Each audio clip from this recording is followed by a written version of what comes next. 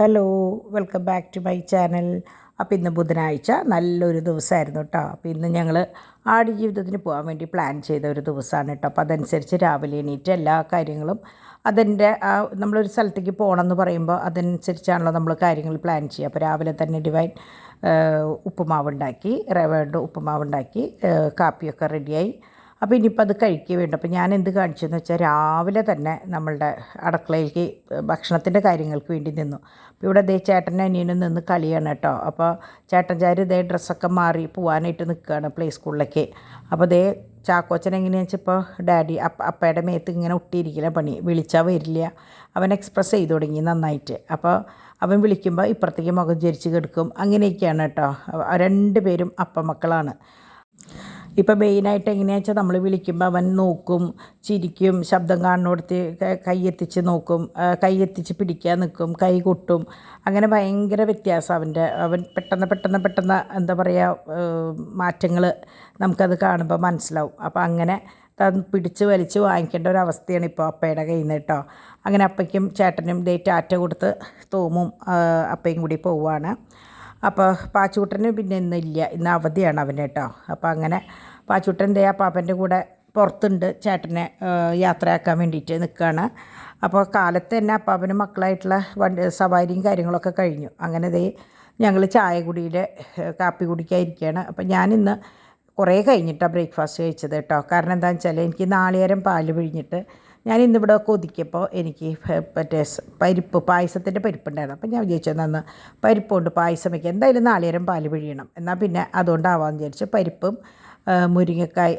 പരിപ്പും ചക്കക്കുരും മാങ്ങയും കൂടിയിട്ട് കറിയും വയ്ക്കുക. അപ്പോൾ രണ്ടിലേക്ക് കൂടി പാല് പിഴിയുകയും വേണം, കുറച്ച് നാളികേരം അരച്ച് ചേർക്കുകയും വേണം. അപ്പോൾ ഞാൻ നാളികേരം എന്തായാലും ഒന്നിച്ചാവാമെന്ന് വിചാരിച്ചിട്ട് എടുത്തു. അപ്പോൾ ഇത് വേറെ ഒന്നുമില്ല, നമ്മൾ വെള്ളം ഉരുക്കി പരിപ്പ് നെയ്യ് ഒഴിച്ചിട്ട് ഒന്ന് വേവിച്ചു ഉടച്ച് അതിൽ കൂടെ ചേർത്ത് അത് കഴിഞ്ഞ് നമ്മളുടെ എന്താ പറയുക അണ്ടിപ്പരിപ്പും മുന്തിരിയും കുറച്ച് നാളികേരക്കൊത്തും വറുത്തിട്ടു നെയ്യിൽ. അപ്പോൾ നല്ല ടേസ്റ്റായിരുന്നു, ഏലക്കായി ഇട്ടു കേട്ടോ. അപ്പോൾ ഡിവൈൻ പറയായിരുന്നു നല്ല രസമായിട്ടുണ്ട് എന്നുള്ളത്. അപ്പോൾ മോന് അതിങ്ങനെ തോണ്ടി വായിൽ വെച്ച് കൊടുത്തു. പരിപ്പും ശർക്കരയൊക്കെ അല്ലേ, വേറെ പ്രശ്നങ്ങളൊന്നും ഉണ്ടാവില്ല.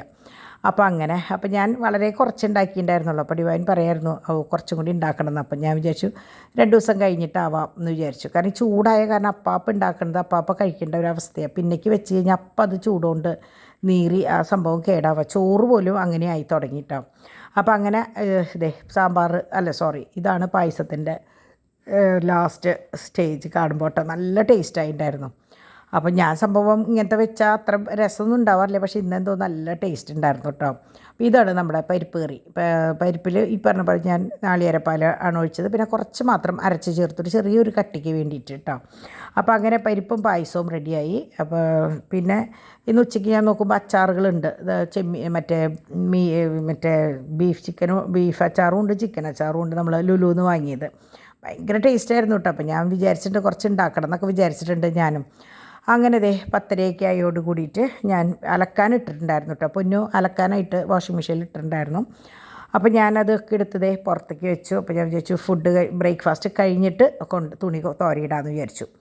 അങ്ങനെ എൻ്റെ ബ്രേക്ക്ഫാസ്റ്റ് കഴിഞ്ഞു. ബാക്കി ഉപ്പുമാവുണ്ടായിരുന്നു, അത് ഞാൻ എടുത്തു വെച്ചു. അത് ഉച്ചയ്ക്ക് ഡിവൈൻ കഴിച്ചു കേട്ടോ. അങ്ങനെ രാവിലത്തെ പരിപാടികൾ കഴിഞ്ഞ് ഞാൻ കുട്ടികളെ 2 ആളെയും ഞാൻ ഇവിടുന്ന് വിട്ടു, അടുക്കളയിൽ നിന്ന് വിട്ടു. കാരണം വേർത്തിട്ട് വല്ല അസുഖം വന്നു കഴിഞ്ഞാൽ അത്രയും ചൂടാണല്ലോ. നിങ്ങൾക്ക് പ്രത്യേകിച്ച് എൻ്റെ കിച്ചണിൽ ഭയങ്കര ചൂടാട്ടോ. എക്സോസിന് പകരം മറ്റേ ചിമ്മിണിയാണ്, എക്സോസ് ഇല്ല. അപ്പോൾ ഞാൻ ജനല തുറന്നിട്ടെങ്കിലും ഭയങ്കര ചൂടാണ്. കിച്ചണിൽ നിന്ന് ഇപ്പുറത്തേക്കും കടന്നു കഴിഞ്ഞാൽ ചൂടില്ല, പക്ഷെ അതിനേക്കാൾ ചൂടില്ല എന്നല്ല, ഏറ്റവും കൂടുതൽ കിച്ചണിലാണ്. അങ്ങനെ ഞാൻ തുണികളൊക്കെ തോരയിടുമ്പോൾ നിങ്ങൾക്കറിയാമല്ലോ, ഞാൻ പറഞ്ഞില്ലേ അവരെ കൂട്ടിലിട്ടിട്ടാണ് ഞാൻ തുണി തോരയിടാമെന്ന്. അത് കഴിഞ്ഞ് അവരെ അഴിച്ചിട്ടു നേരെ ഇങ്ങോട്ട് വന്നു. അപ്പോൾ ഇതിൻ്റെ ഇടയിൽ ഡിമ്പിളിന് ഒരു ചെറിയ വീഡിയോ എടുക്കാണ്ടായിരുന്നു, അത് എടുത്തു കൊടുത്തു. അപ്പോൾ ഞാനാണ് കേട്ടോ എടുത്തു കൊടുക്കുക, ഡിവൈനും അത് ഞാൻ തന്നെ എടുത്തു കൊടുക്കുക. അപ്പോൾ അങ്ങനെ അത് കഴിഞ്ഞ് നോക്കിയപ്പോഴാണ് കുറച്ച് സോയ ബാക്കി ഇരിക്കുന്നുണ്ടായിരുന്നു, കഴിഞ്ഞ പ്രാവശ്യമൊക്കെ വെച്ചതിൽ ബാക്കി കുറച്ച് ഇരിക്കുന്നുണ്ട്. അപ്പോൾ ഞാൻ നോക്കിയപ്പോൾ എന്നാൽ അതെടുത്തിട്ട് ഉച്ച തിരിഞ്ഞ് സ്നാക്സിലേക്ക് എന്തെങ്കിലും ചെയ്യാമെന്ന് വിചാരിച്ചിട്ട് ഞാൻ എങ്ങനെയാണെന്ന് വെച്ചാൽ സാധാരണ ചെയ്യുക, ചിലർ വെള്ളം തിളക്കണേലേക്ക് ഇടുകയാണ് ചെയ്യുക. ഞാൻ തിരിച്ചാണ് കേട്ടോ. ഞാൻ ഈ സോയയിലേക്ക് തിളച്ച വെള്ളം ഒഴിച്ച് മൂടി വെക്കുകയാണ് ചെയ്യുക. മൂടി വെച്ചിട്ട് ഒരു 30 സെക്കൻഡ് ഞാൻ ഓവനിൽ വെക്കും. ഓവനിൽ വെച്ച ആ ഒരു ചൂടിൽ അവിടെ മൂടിയിരിക്കുമ്പോൾ, പ്രത്യേകിച്ച് ഈ പാത്രം എനിക്ക് അതിന് ഉപകാരപ്പെട്ട ഒരു പാത്രം കേട്ടോ, വെച്ച് കഴിഞ്ഞാൽ അത് അതിലിരുന്ന് പുഴുകി വേവും. വെന്ത് കഴിയുമ്പോഴാണ് ഞാനത് ഇങ്ങനെ പിഴിഞ്ഞ് മാറ്റി വയ്ക്കുക കേട്ടോ. അപ്പോൾ ഇത് എങ്ങനെയാണെന്ന് വെച്ചാൽ എല്ലാ കുപ്പികളും കാലിയാക്കി ക്ലീനാക്കി, ഞാൻ പറഞ്ഞില്ലേ ഈ സമയമാണ് നമ്മൾ വെയിലത്ത് വെച്ച് ഉണക്കി തിരിച്ച് വെക്കേണ്ട സമയം എന്ന്. അപ്പോൾ ഇതിൽ 2 കുടപ്പുളിയാണ്, അത് ഡിവൈൻ്റെ അവിടെ നിന്ന് കൊണ്ടുവന്നിട്ടുള്ളതാണ്. പിന്നെ ഇവിടെ ബേ ലീഫാണ് മസാലയ്ക്കൊക്കെ യൂസ് ചെയ്യുന്നത്. അപ്പോൾ ഇതിലിതേ എല്ലാം കഴിഞ്ഞു തുടങ്ങി കണ്ടു, എല്ലാതും അവസാനമായി തുടങ്ങിയിട്ടുണ്ട്. അപ്പോൾ ഞാൻ അവസാനമാകുമ്പോൾ ഞാൻ ഈ ചെറിയ കുപ്പിയിലേക്ക് മാറ്റും കേട്ടോ. എന്നിട്ട് പിന്നെ അധികം കൊണ്ടുവരുമ്പോൾ വലിയ കുപ്പിയിലേക്ക് മാറ്റിയിട്ട് ചെറുതാദ്യം എടുക്കും. അങ്ങനെ ചെയ്യുക, അല്ലെങ്കിൽ പഴയതും പുതിയതും കൂടി ഒന്നിച്ചിട്ട് കഴിഞ്ഞാൽ പെട്ടെന്ന് കേടാവും. അപ്പോൾ അങ്ങനെ അതിനാണ് ഈ കുഞ്ഞു കുപ്പി വെച്ചേക്കുന്നത് കേട്ടോ. അങ്ങനെ ഞാൻ പറഞ്ഞില്ലേ ഇതൊരു 30 സെക്കൻഡ് ഇടുന്നു പറഞ്ഞേ, സെക്കൻഡ് ഇട്ടിട്ട് ഞാനത് അങ്ങോട്ട് മാറ്റി വെച്ചു. അപ്പോൾ അങ്ങനെ ഇന്ന് രാവിലെ അപ്പോൾ അത്രയും പരിപാടികൾ കഴിഞ്ഞോട് കൂടിയിട്ട് ഒരു വലിയ പരിപാടി കഴിഞ്ഞ പോലെ. കാരണം വൈകുന്നേരത്തേക്ക് ഞാൻ വിചാരിച്ചു ഇനി ഇതിൻ്റെ കൂടെ വേറെ എന്തെങ്കിലും ഒരു ചെറിയൊരു കൂട്ടം കൂടി ആയിക്കഴിഞ്ഞാൽ വൈകുന്നേരത്തേക്കുള്ള ഭക്ഷണം റെഡി ആവാമെന്ന്. അപ്പോഴാണ് നമ്മുടെ ബിസിനസ് നമുക്ക് വിട്ടിട്ടുള്ള കളിയില്ലല്ലോ. അപ്പോൾ ഞാൻ കുറച്ച് നേരം പതുക്കെ അങ്ങോട്ട് കടന്നിരുന്നു. അപ്പോൾ ഇത് നമ്മൾ സ്റ്റാറ്റസ് ഇടാൻ വേണ്ടിയിട്ട് എടുത്തിട്ടുള്ള ഫോട്ടോസാണ്. ഇത് അത്യാവശ്യം വലിപ്പമുള്ള ജിംക്കികളാണ്. കുഞ്ഞു കുട്ടികളുടെ ജിംക്കികളും ഇഷ്ടം പോലെ വന്നിട്ടുണ്ട് കേട്ടോ. ഞാനതൊക്കെ വഴിയെ നിങ്ങൾക്ക് കാണിച്ചു തരാം. അപ്പോൾ അത് കഴിഞ്ഞ് ഉച്ചയിലത്തെ ഊണിൻ്റെ സമയമായി. അപ്പോൾ നമ്മുടെ കാത്തൂന് ചോറ് കൊടുക്കുകയാണ് പാച്ചു. കാത്തൂനെ വലിയ ഇഷ്ടമാണ്. അപ്പോൾ കാത്തൂന് ചോറ് കൊടുക്കുക. കാത്തൂം ബ്ലിപ്പിയാണ് അവൻ്റെ ഫേവറേറ്റ്.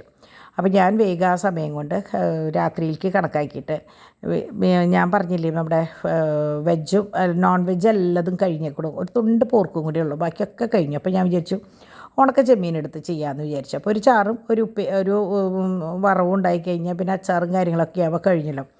അപ്പോൾ രാത്രിയിലേക്ക് കണക്കാക്കി ഞാൻ രാത്രിയിലേക്ക് നല്ല 2 ദിവസത്തേക്ക് ഉപയോഗിക്കാമല്ലോ. ഉണക്ക ചെമ്മീൻ എടുത്തിട്ട് പൊടിച്ചു, ചമ്മന്തി പൊടിച്ചു കേട്ടോ. ചമ്മന്തി അല്ല, പൊടിച്ചു വെച്ചു. അത് വേറെ ഒന്നുമില്ല. നാളികേരം, അതിൽ മറ്റേ എന്തിട്ടാണ് ചുവന്നുള്ളി, ഉണക്കമുളക് ആദ്യം വറുത്തെടുത്തിട്ടാണ് അതിൽ നാളികേരം പിന്നെ ചുവന്നുള്ളി ഒക്കെ ഇട്ട് പിന്നെ മുളക് പൊടിയും ഇതൊക്കെ ഇട്ട് എന്താ പറയുക നല്ലോണം വറുത്തതിന് ശേഷം എനിക്കൊരു അബദ്ധം പറ്റി. ഞാനിത് വെച്ചിട്ട് ചൂടാറിക്കോട്ടെ, ഇത് ഇൻഡസിൻ്റെ പാത്രമാണ് കേട്ടോ. ചൂടാക്കി കഴിഞ്ഞാൽ അവിടെ ഇരിക്കും, നല്ല ചൂടാണ്. അതുപോലെ ഈ മീൻ വറുത്തതും ഇൻഡസിൻ്റെ പാത്രമാണ്, നല്ലതാണ്. ഇത്തിരി ചെറുതാണ്. ഞാൻ അടുത്ത സൈസ് ഞാൻ പറഞ്ഞിട്ടുണ്ട് ഡിവൈനോട്, അടുത്ത സൈസ് വാങ്ങിക്കാൻ പറഞ്ഞിട്ടുണ്ട് കുട്ടികളോട് കേട്ടോ. അപ്പോൾ അങ്ങനെ അപ്പോൾ ഞാൻ അത് വെച്ചിട്ട് എനിക്ക് പറ്റിയ അബദ്ധം എന്താണെന്ന് വെച്ചാൽ അപ്പോഴേക്കും പോകേണ്ട സമയമായി. സിനിമയ്ക്ക് 2:30 പറഞ്ഞിട്ടുണ്ടായിരുന്നേ സമയമായി. അപ്പോൾ എനിക്കിപ്പോൾ ഭക്ഷണം കഴിച്ച് വരുമ്പോഴേക്ക് ഈ ടൈമാവും.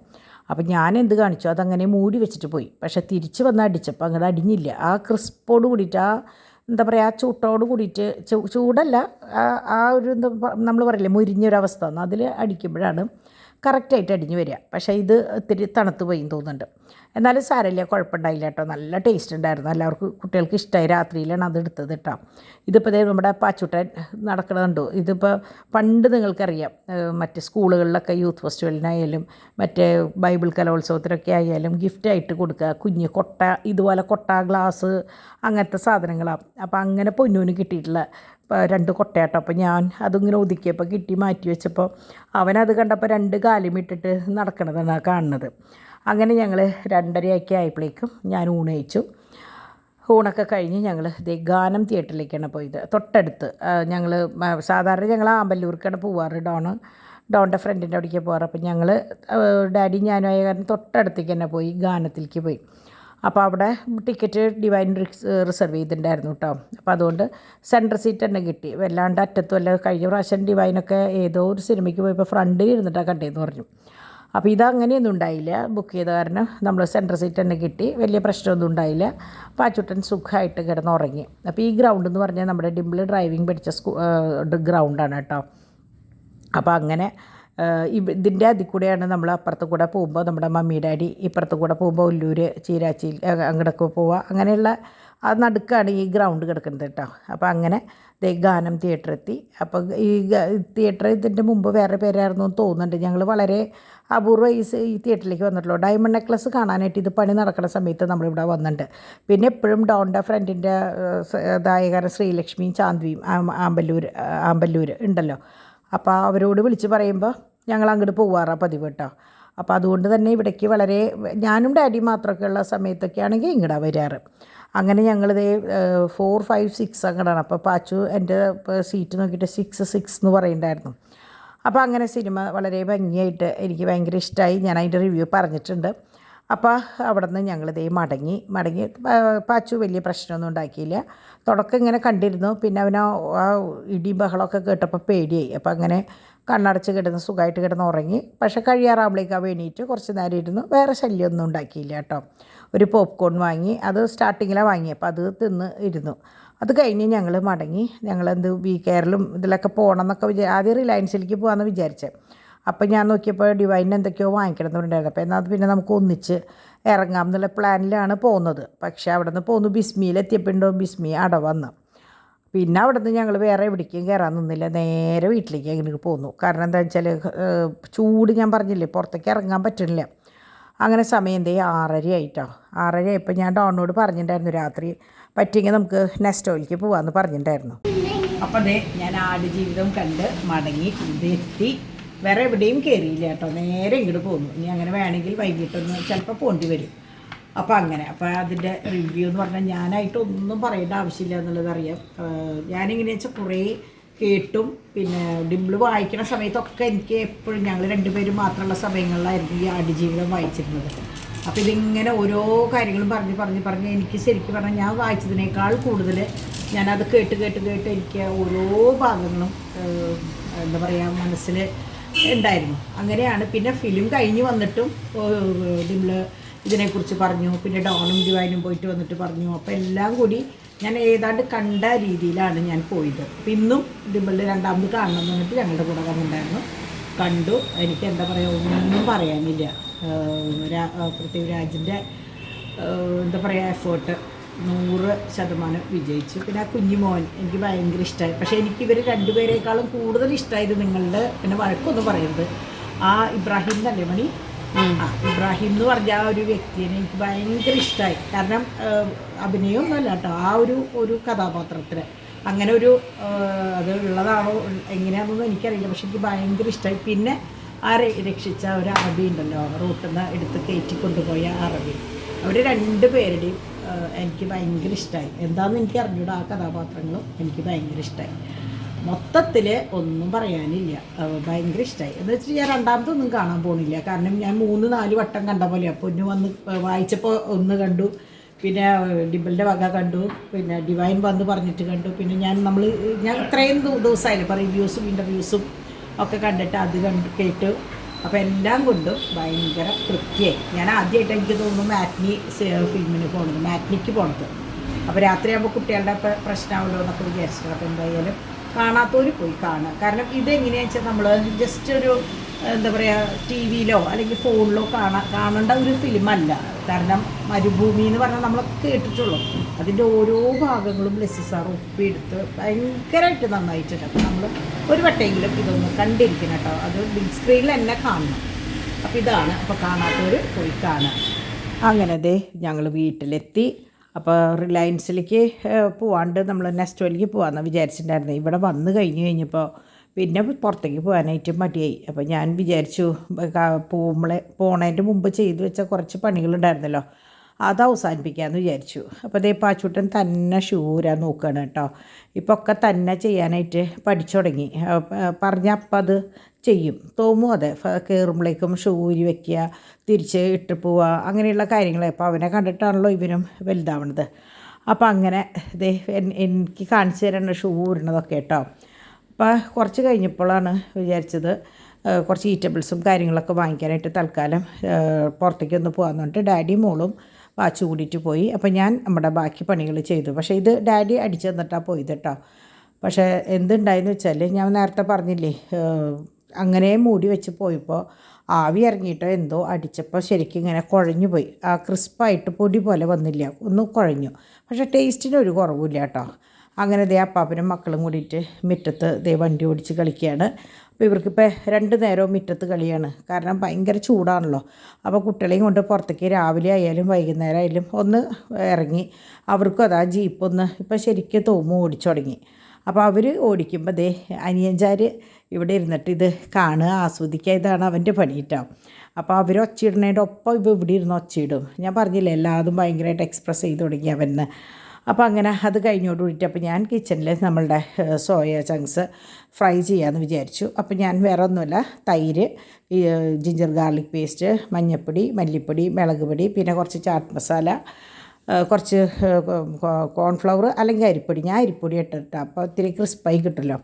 അങ്ങനെ അതൊക്കെ കൂടെ ഒന്ന് മിക്സ് ചെയ്ത് കുറച്ച് വേപ്പിലയും പിന്നെ പച്ചമുളകും കൂടിയിട്ട് എണ്ണയിലിട്ടിട്ട് അതിൽ ഇത് വറുത്ത് കോരി എടുത്തു കേട്ടോ. അപ്പോൾ അത് ഭയങ്കര ടേസ്റ്റായിരുന്നു. എന്നിട്ട് ഞാൻ ഇത് എടുത്തതിന് ശേഷം കുറച്ച് കുരുമുളക് പൊടിയും കുറച്ച് കുത്തിപ്പൊടി മറ്റേ ചില്ലി ഫ്ലേക്സ് ഉണ്ടല്ലോ അതും വേപ്പിലയും കൂടിയിട്ട് എണ്ണയിലിട്ട് വാട്ടിയിട്ട് അതിലിട്ടൊന്ന് മിക്സ് ചെയ്തെടുത്തു. ഭയങ്കര ടേസ്റ്റായിരുന്നു കേട്ടോ.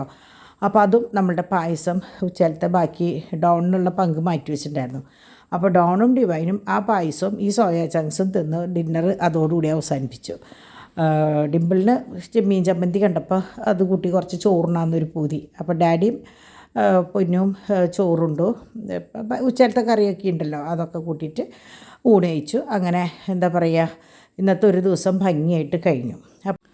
ഒന്ന് രണ്ട് കുട്ടികളുണ്ട്, എനിക്ക് എന്താണെന്ന് എനിക്ക് അറിഞ്ഞൂടാ. അവർക്ക് എൻ്റെ വീഡിയോസ് കാണുമ്പോൾ ഭയങ്കരമായിട്ട് ഒരു എന്തൊക്കെയോ തോന്നുന്നുണ്ട്.